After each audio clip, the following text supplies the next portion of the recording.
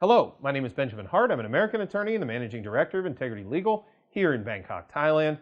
As the title of this video suggests, we're discussing purchase of property in Thailand using Bitcoin. So I've actually had this question a lot. We've done some videos here recently about Bitcoin, and I started making videos about Bitcoin because Bitcoin 2020, Bitcoin had a really stellar year as far as its run up in 2020. And it's gaining wider usage. More and more people are using it, and it especially seems to be pertinent to the expat community.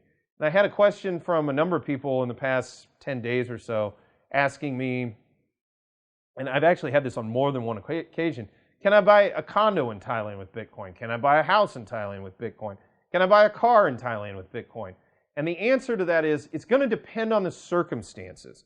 So for example, there are formalities associated with freehold condo ownership in Thailand, and foreign nationals who are looking to use their Bitcoin to exchange for property in Thailand, notably a Thai condo, that can prove problematic because in transferring title, you need to deal with the Thai land office. The Thai land office, they don't do transactions in Bitcoin. They're looking at everything in terms of Thai baht.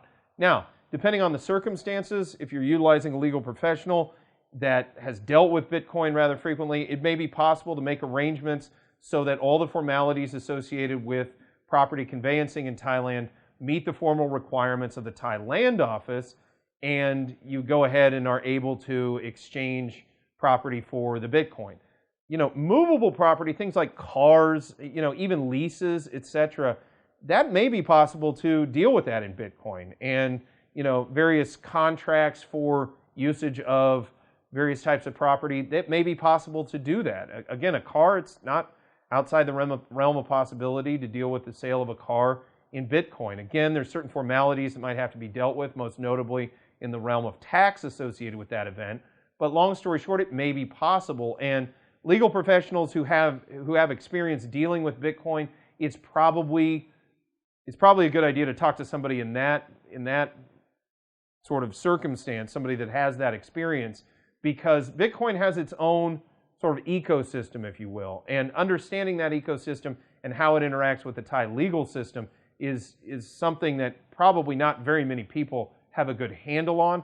So ascertaining someone who does have a good handle on that and gaining appropriate advice accordingly is a good idea for those wishing to convey property here in the Kingdom of Thailand in transactions that involve Bitcoin.